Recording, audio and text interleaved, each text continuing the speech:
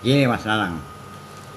Jadi yang namanya orang meditasi itu berkaitan dengan energi kuantum atau lebih jelasnya energi fisika kuantum. Apa kaitannya?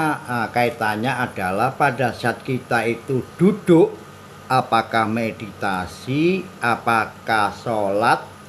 Sholat kan ada duduknya. Kalau meditasi kan setelah sholat ya. Itu mendekatkan yang namanya apa? Bokongnya apa jenenge di sana? Pantat kepada bumi. Ya. Lah energi bumi kan ada, energi langit ada, energi bumi ada. Makanya orang Jawa kalau berdoa mesti Bapa langit, Ibu bumi. Itu benar. Dia mengagungkan energi alam, energi Allah yang ada di langit dan energi Allah yang ada di bumi. Pada saat kamu itu mendekatkan pantatmu di bumi, maka energi kuantum itu akan masuk ke dalam manusia lewat apa? Lewat tulang ekor. Tulang ekor. Nah, tulang ekor ini menurut ilmu pengetahuan dan menurut spiritual, tulang ekor itu seperti black box pesawat. Jadi orang-orang nanti kalau sudah meninggal yang ditanya itu bukan anunya, sukmanya, tapi yang ditanya adalah tulang ekor manusia itu. Dan tulang ekor itu merekam semua kejadian-kejadian kita selama hidup. Kalau di pesawat namanya black box. Dia akan menjawab semuanya apa yang kita lakukan. Elek yo jawab elek, ning api jawab api. Memori. Lah dari tulang ekor karena energi bergerak dia naik ke atas. Kemana? Ke pusat otak. Pusat otak. Lewat apa? Lewat pertama itu adalah kaki, ya. Kaki, kan kaki ini kaki dulu kaki. Terus tangan. Ya, lewat tangan. Terus organ dalam. Organ dalam itu melalui hati, paru-paru, jantung, ya kan? Lagi ke panca indera. Panca indera apa? Panca indera mulut, panca indera hidung, panca indera mata, panca indera telinga. Terakhir di otak. Makanya kalau orang itu bermeditasi yang benar dan tahu jati dirinya, dia tahu energinya itu kemana. Nah, di dalam ilmu kapitayan, Tuhan itu hanya memberikan dua jalan kepada semua manusia. Jalan baik dan jalan jelek. Hanya dua. Seperti ada pagi, ada siang. Ada malam. Ada langit, ada bumi. Hanya dua. Lah manusia itu disuruh memilih jalan mana. Itu terserah manusia. Gitu. Kalau kita memilih jalan yang jelek, maka hasilnya menjadi jelek. Itu namanya hukum sebab akibat. Kalau kita menjadi jalan yang baik, baik itu apa? Nggak pernah ngerasani uang, nggak pernah misui uang, nggak pernah ngerasani uang, pemaaf, amal yang baik, itu jalan baik. Itu akan mendapatkan kebaikan.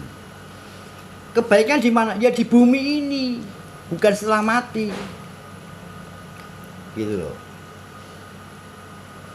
Lah, energi tadi yang bergerak dari bawah ke atas itu membawa berkah. Makanya orang manusia harus mengerti energi positif kuantum. Kalau dia mengerti energi positif kuantum, maka yang masuk ke dalam diri manusia itu energi positif kuantum.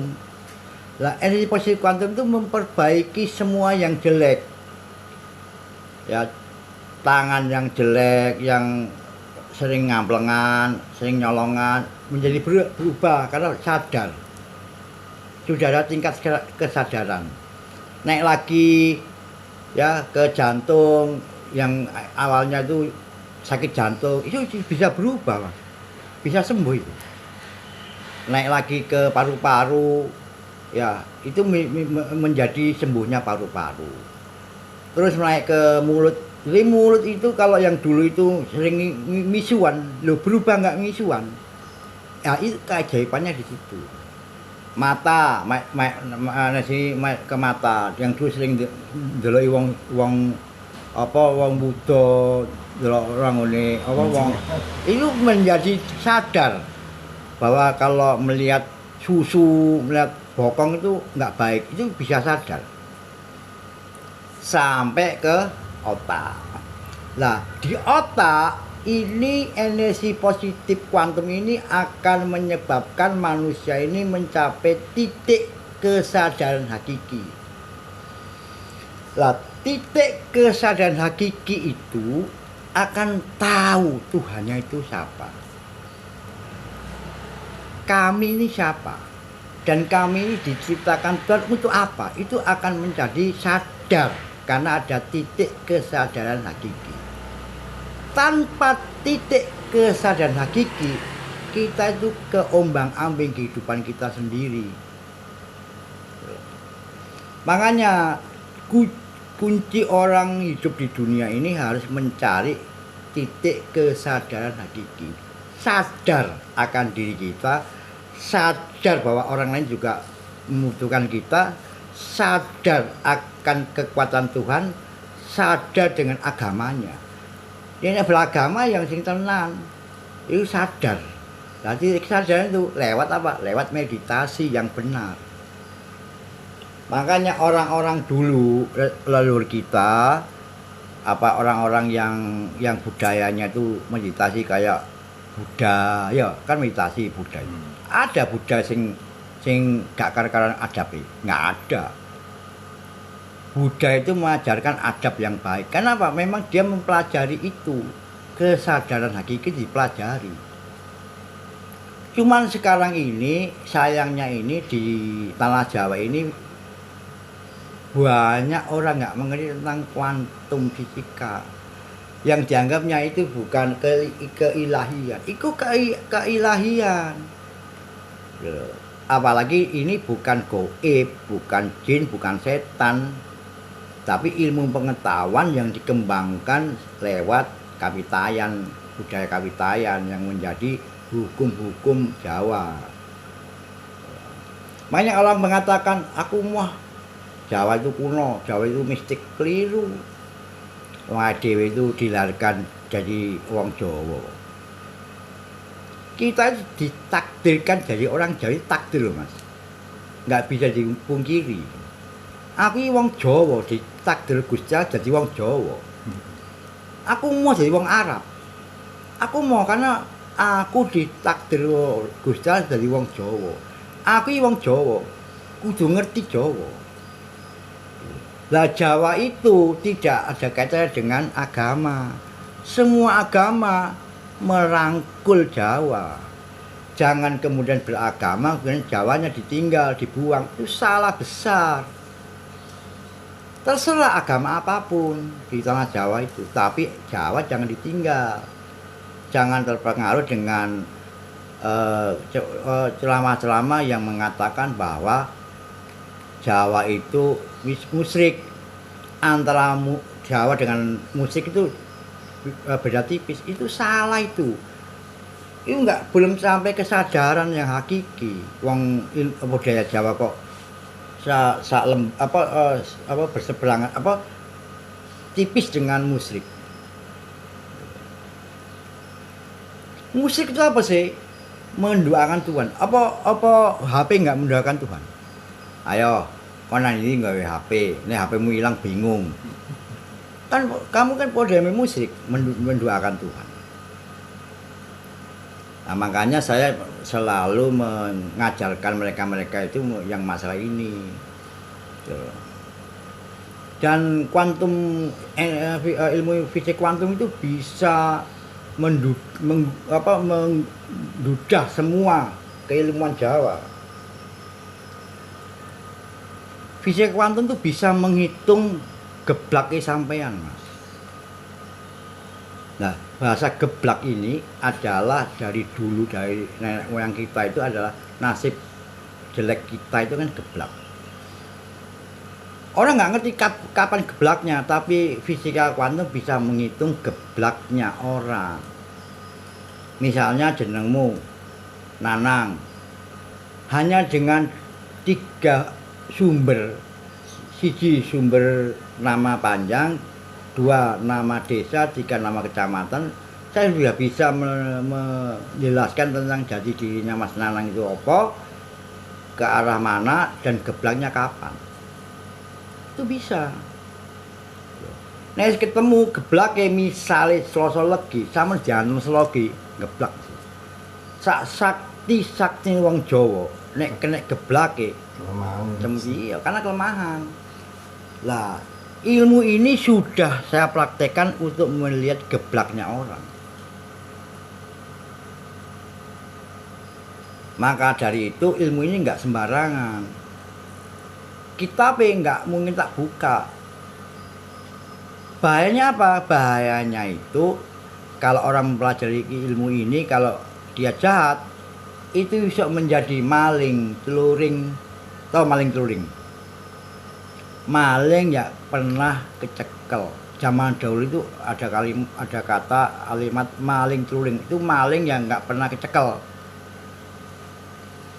Mengapa maling teluring itu menjadi ajalnya orang-orang jahat, orang-orang maling? Karena dia menghitung lah energi kuantum, energi fisika kuantum itu bisa menghitung geblake desa, bisa menghitung geblake menungso, bisa menghitung geblake apapun yang ada buminya.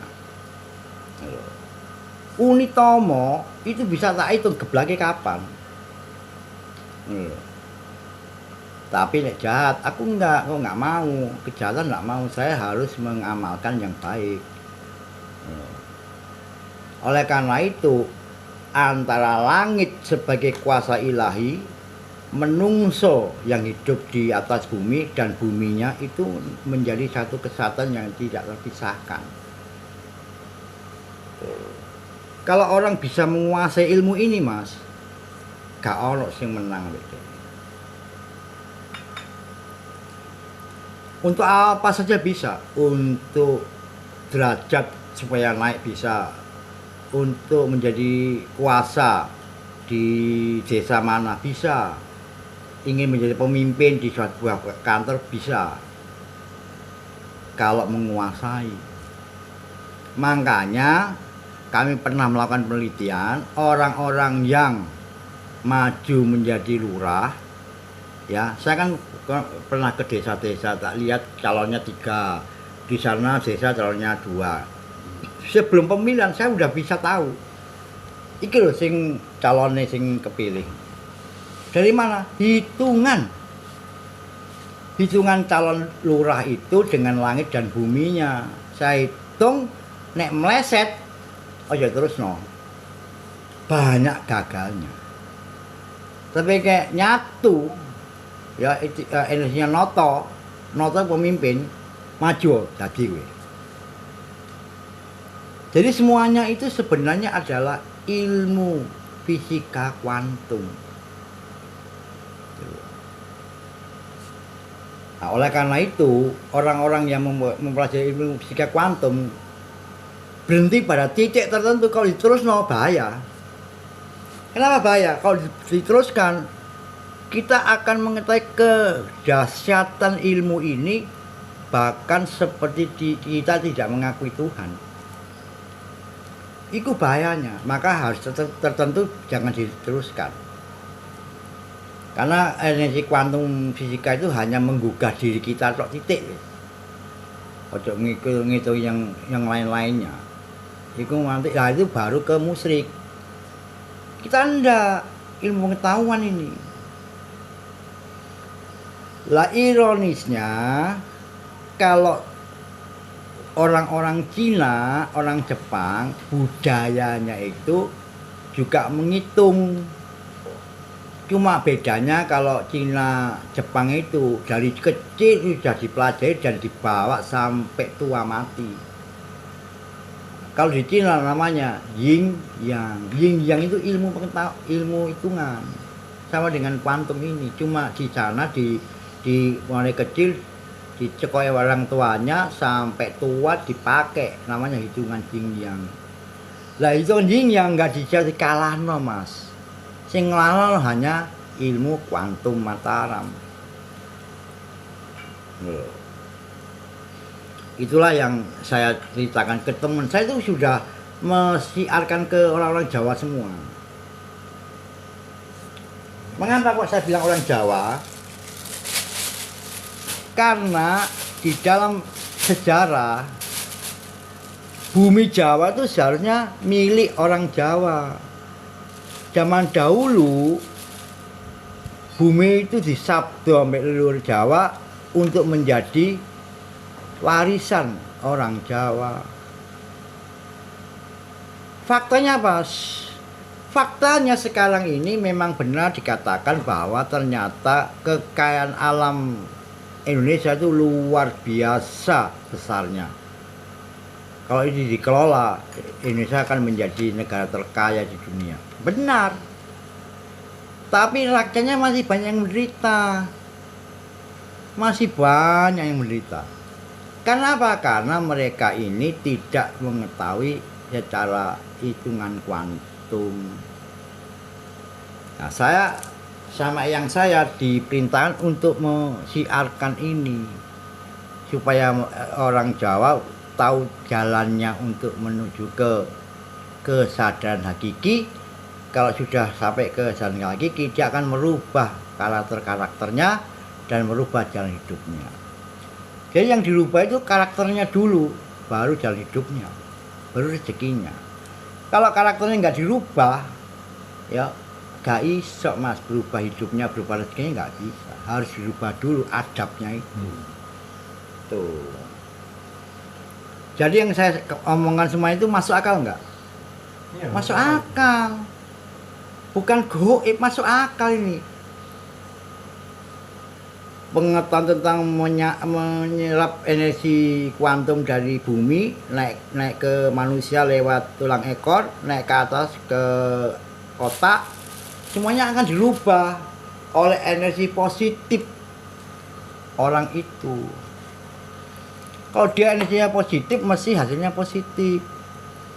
Nah, yang diserap itu adalah energi negatif, hasilnya menjadi negatif. Makanya harus tahu tempat-tempat yang energinya positif. Bumi ya semuanya bagus. Ada titik-titik tertentu di bumi yang menjadi pusat energi positif. Tuh. Makanya orang dulu Mas, kalau mau perang oleh panglimanya dibawa ke suatu tempat, disuruh meditasi.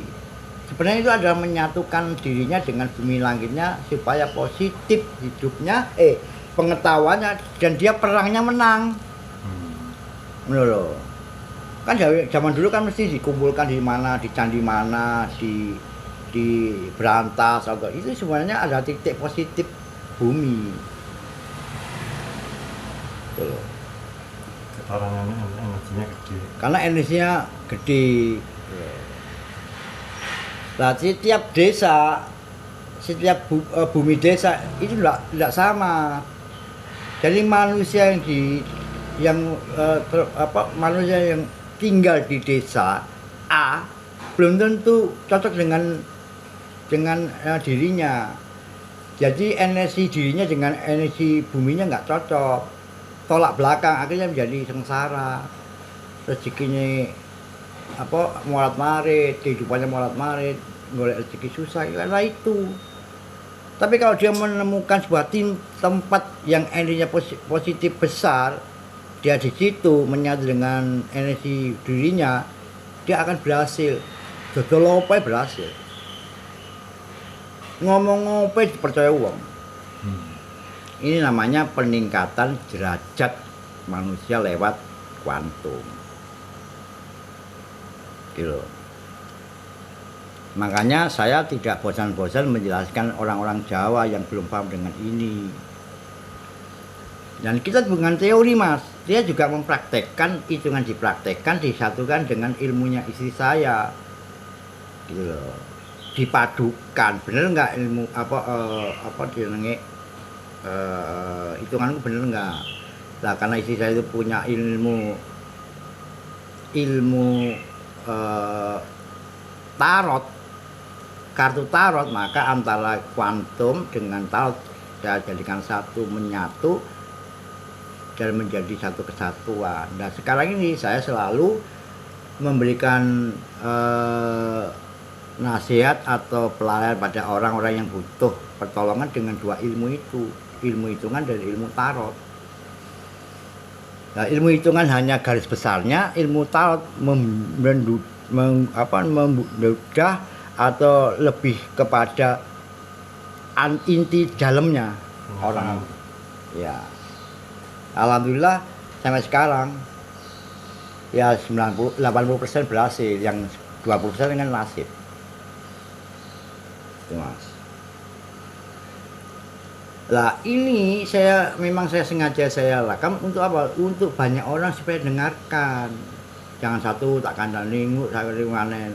Yo aku menungso, yo pengen kesel. Ngelali.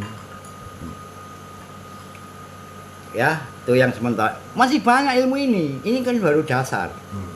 Dasar ini.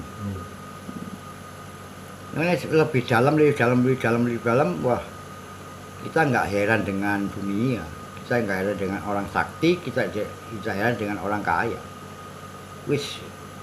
Waleh dengan orang sukses, orang kaya itu waleh, alah ikut kok. Yang kita cari sekarang kedamaian hati. Usaha kita, kamu, aku itu hanya satu yang kita cari, kedamaian. Tenang. Ya damai dulu baru tenang. Terus gak butuh ekonomi, material gak butuh. Anak-anak kita iya, anak-anak kita tuh masih butuh ekonomi, masih butuh derajat, masih butuh pekerjaan.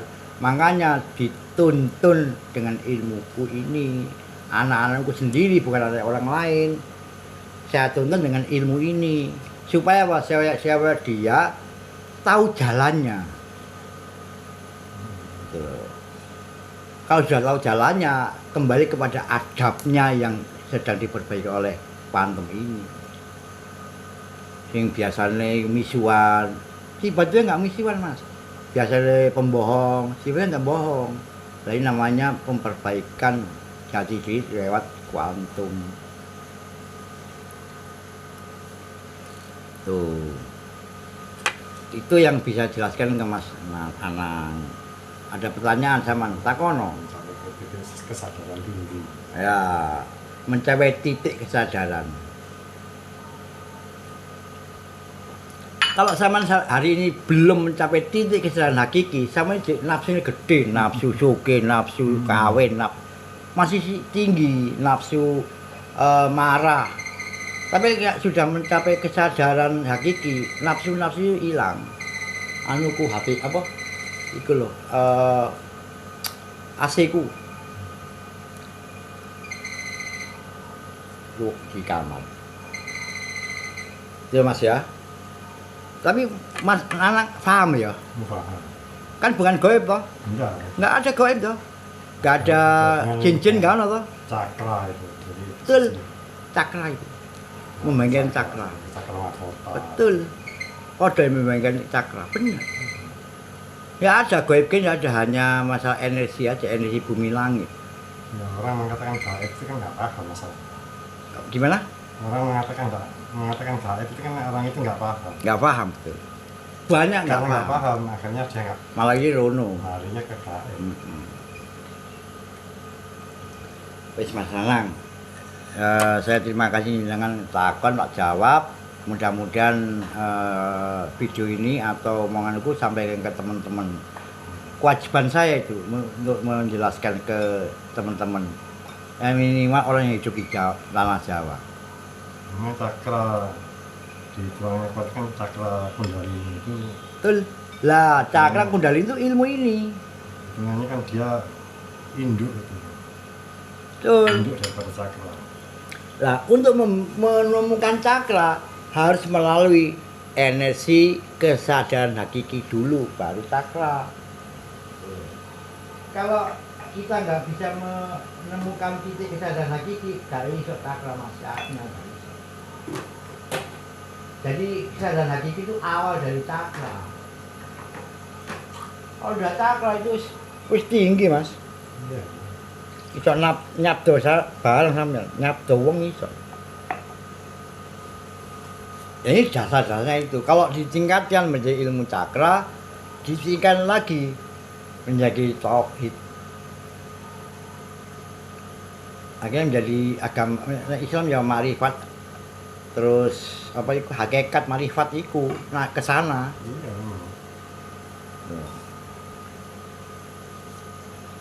Gitu ya, sampaikanlah kanca-kanca sing ngerti, ingin menguasai ilmu ini, ayo ajak ini.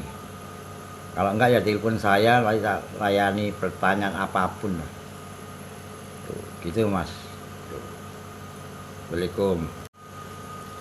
Zaman dulu itu ada sejarah mengatakan seperti ini. Ada sebuah desa.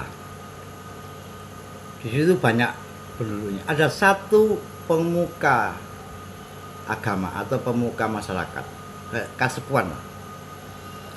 Di sana ada rumah tangga habis melahirkan anaknya naik, sakit-sakitan naik.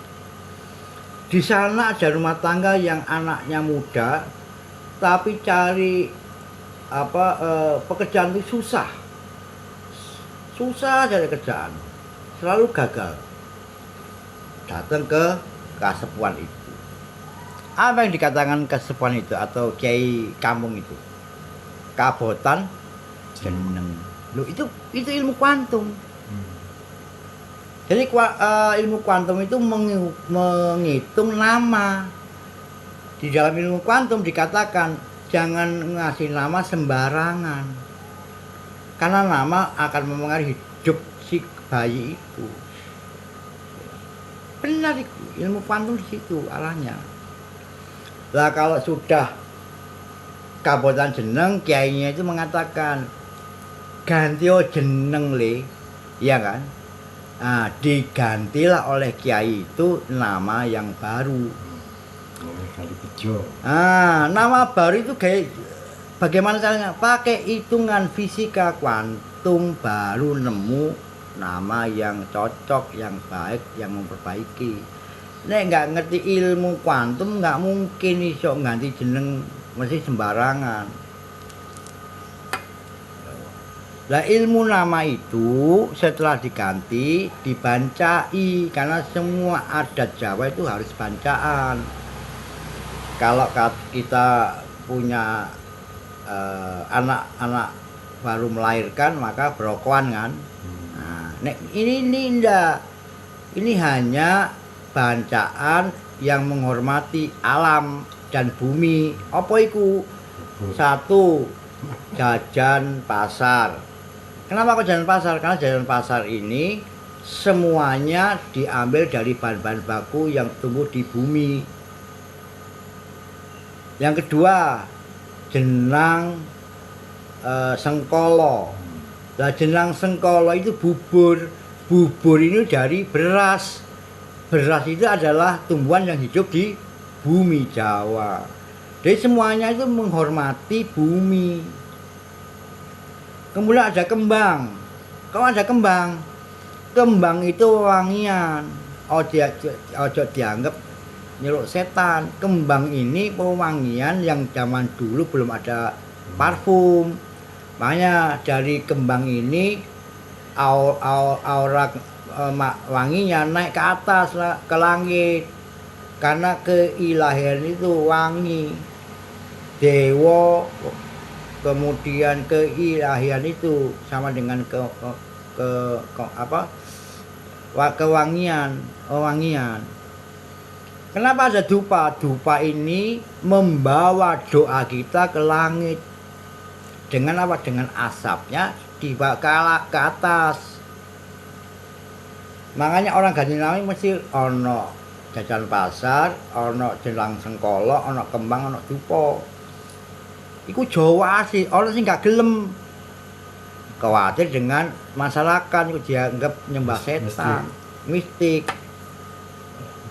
Kalau kamu ganti nama tanpa ubah rame itu, mustahil kamu berhasil, nggak akan berhasil. Karena adat yang sudah ratusan tahun dipakai oleh kita, saya berani dan saya nggak takut dengan masyarakat, dengan penduduk, nggak takut. Itu nguri-nguri budaya kok. Tuh. Logikanya ada. Nah, sekarang siapa yang sering menggunakan ganti nama?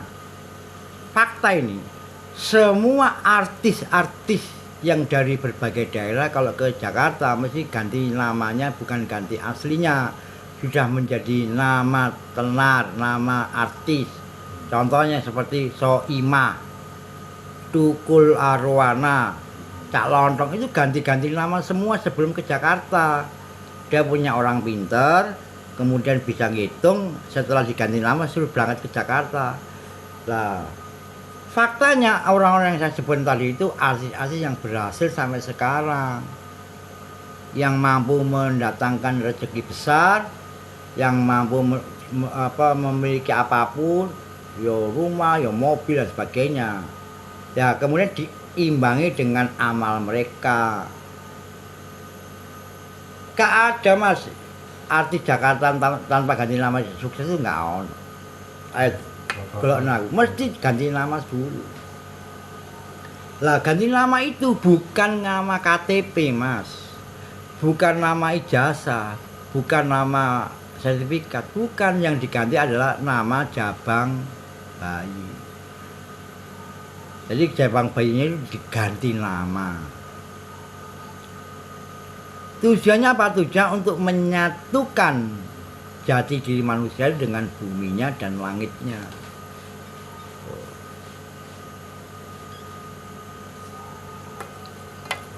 Nah sekarang ini di rumah saya ini banyak orang bertanya tentang ganti nama. Ya kan saya beritahu maknanya apa.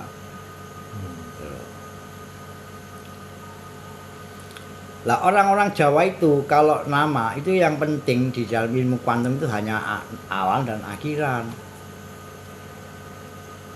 Aku ya Bambang Sigit Sucahyo. Sing penting cuma awal B sampai O. Gitu. Makanya kalau orang-orang Jawa itu selalu menggunakan Jawa, nama lama itu mesti ada One, Soeharto, Soekarno,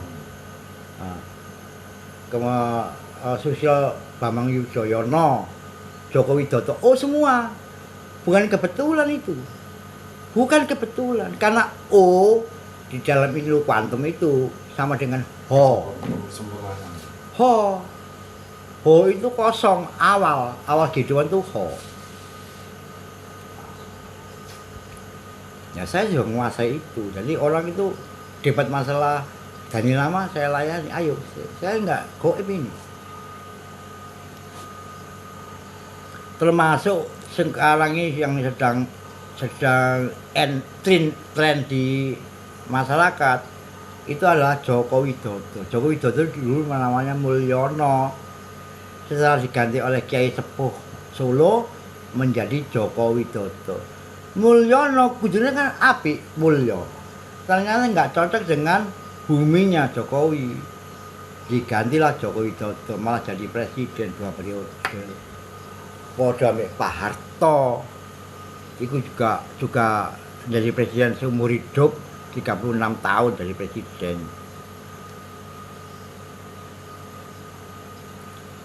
Loh, kenapa yang lainnya hilangnya itu enggak sesuai budaya Jawa.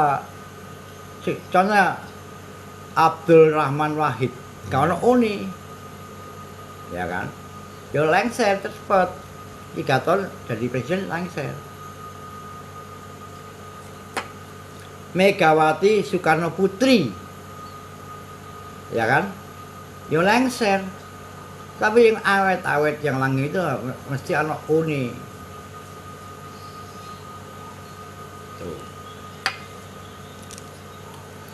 Dan presiden yang paling menguasai ilmu Jawa di antara presiden-presiden Mas, yaitu mulai Bung Karno, Soeharto, SBY, Habibie, kemudian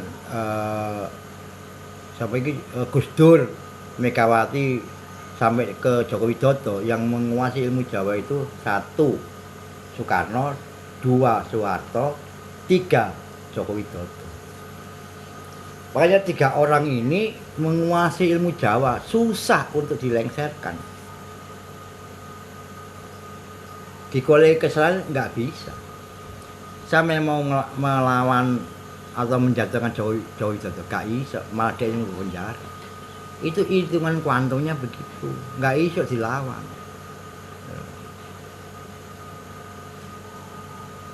Dan itu tadi yang saya jelaskan itu adalah hubungan antara nama dengan ilmu kuantum. Makanya kan bilang aku, nek kuantum tak beberno satu-satu, sama kaget. Ternyata alam ini semuanya bisa dijelaskan dengan kuantum.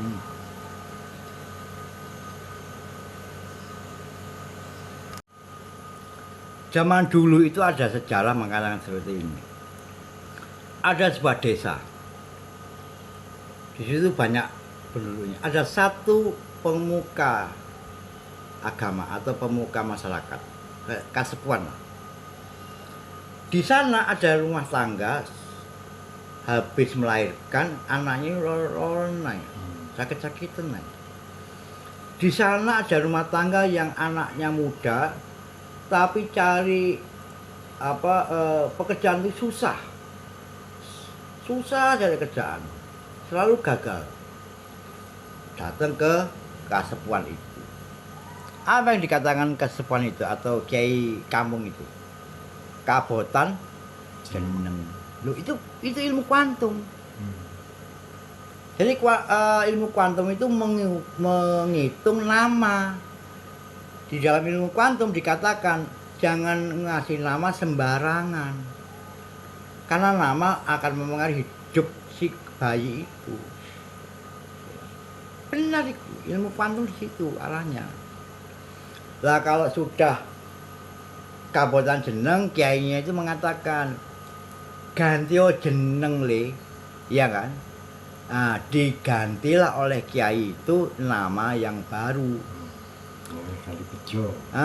Nama baru itu bagaimana caranya? Pakai hitungan fisika kuantum baru nemu nama yang cocok, yang baik, yang memperbaiki.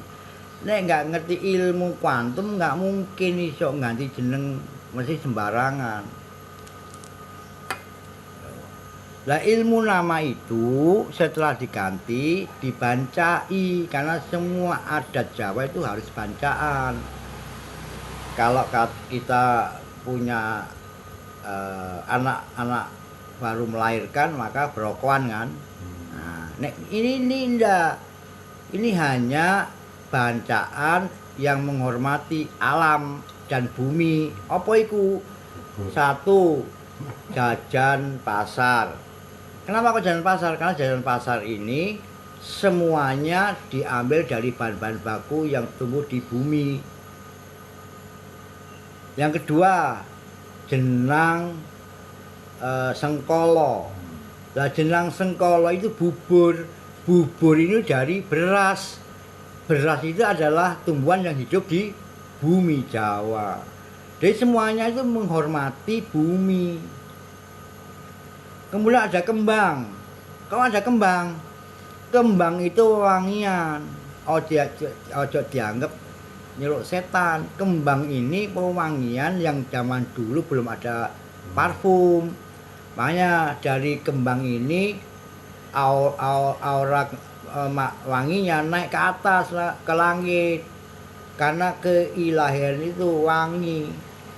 Dewa, kemudian keilahian itu sama dengan kewangian. Kenapa ada dupa? Dupa ini membawa doa kita ke langit. Dengan apa? Dengan asapnya dibawa ke atas. Makanya orang ganti nama mesti ono jajan pasar, ana jelang sengkala, ana kembang, ana dupa. Iku Jawa asli, ana sing gak gelem. Khawatir dengan masyarakat iku dianggap nyembah setan, mistik.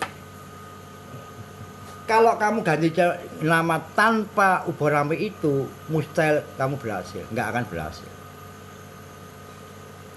Karena adat yang sudah ratusan tahun dipakai oleh leluhur kita, saya berani dan saya nggak takut dengan masyarakat, dengan penduduk, nggak takut. Itu nguri-nguri budaya kok. Tuh. Logikanya ada. Nah, sekarang siapa yang sering menggunakan ganti nama? Fakta ini, semua artis-artis yang dari berbagai daerah kalau ke Jakarta mesti ganti namanya, bukan ganti aslinya. Sudah menjadi nama tenar, nama artis. Contohnya seperti Soimah, Tukul Arwana, Cak Lontong, itu ganti-ganti nama semua sebelum ke Jakarta. Dia punya orang pinter, kemudian bisa ngitung, setelah diganti nama suruh berangkat ke Jakarta. Lah, faktanya orang-orang yang saya sebut tadi itu artis-artis yang berhasil sampai sekarang, yang mampu mendatangkan rezeki besar, yang mampu memiliki apapun, yo rumah, yo mobil dan sebagainya. Ya kemudian diimbangi dengan amal mereka. Gak ada mas artis Jakarta tanpa ganti nama sukses itu nggak on. Ayo kalau aku mesti ganti nama dulu. Lah ganti nama itu bukan nama KTP mas, bukan nama ijazah, bukan nama sertifikat, bukan. Yang diganti adalah nama jabang bayi. Jadi jabang bayinya itu diganti nama. Tujuannya apa? Tujuan untuk menyatukan jati diri manusia dengan buminya dan langitnya.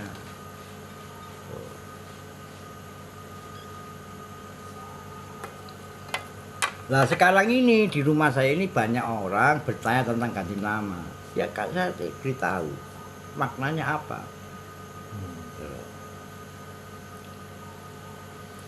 Lah orang-orang Jawa itu kalau nama itu yang penting di dalam ilmu kuantum itu hanya awal dan akhiran. Aku ya Bambang Sigit Sucahyo. Sing penting cuma awalan B sampai O. Gitu. Makanya kalau orang-orang Jawa itu selalu menggunakan Jawa, nama lama itu mesti ada One, Soeharto, Soekarno. Susilo Bambang Yudhoyono, Joko Widodo, oh semua. Bukan kebetulan itu. Bukan kebetulan karena O di dalam ilmu kuantum itu sama dengan Ho. Ho. Ho itu kosong, awal kehidupan itu Ho. Ya saya juga menguasai itu. Jadi orang itu debat masalah ganti nama saya layani, ayo, saya enggak goib ini. Termasuk sekarang ini yang sedang tren di masyarakat itu adalah Joko Widodo. Joko Widodo dulu namanya Mulyono, setelah diganti oleh Kiai Sepuh Solo menjadi Joko Widodo. Mulyono kudune kan apik, mulya. Ternyata enggak cocok dengan buminya Jokowi, digantilah Joko Widodo, malah jadi presiden 2 periode. Padha ambek Pak Harto, itu juga jadi presiden seumur hidup, 36 tahun jadi presiden.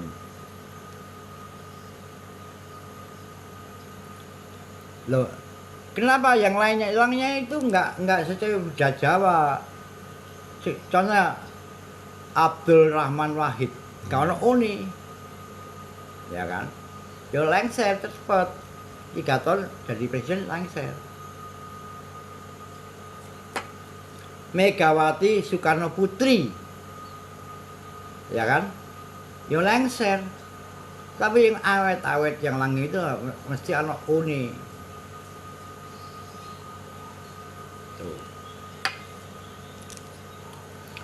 Dan presiden yang paling menguasai ilmu Jawa di antara presiden-presiden Mas, yaitu mulai Bung Karno, Soeharto, SBY, Habibie, kemudian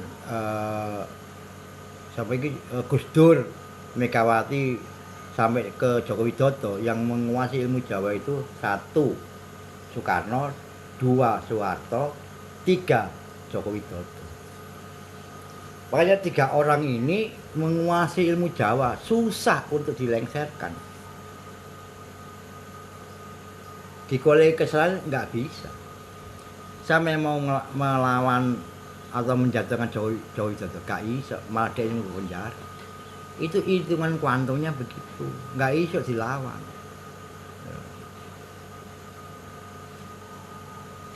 Dari itu tadi yang saya jelaskan itu adalah hubungan antara nama dengan ilmu kuantum. Makanya kan bilang aku, nek kuantum tak beber 011, sama kaget. Ternyata alam ini semuanya bisa dijelaskan dengan kuantum.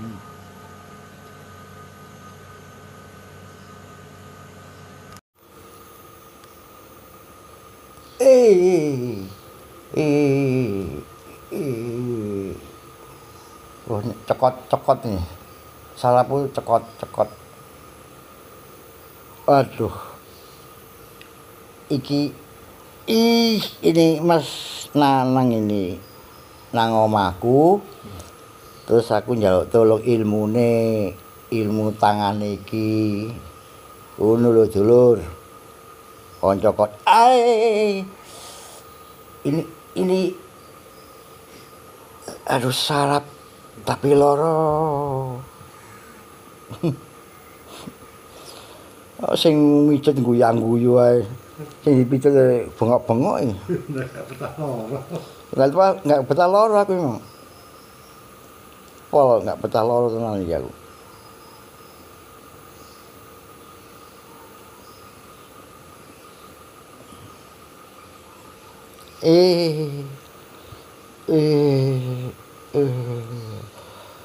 Aduh.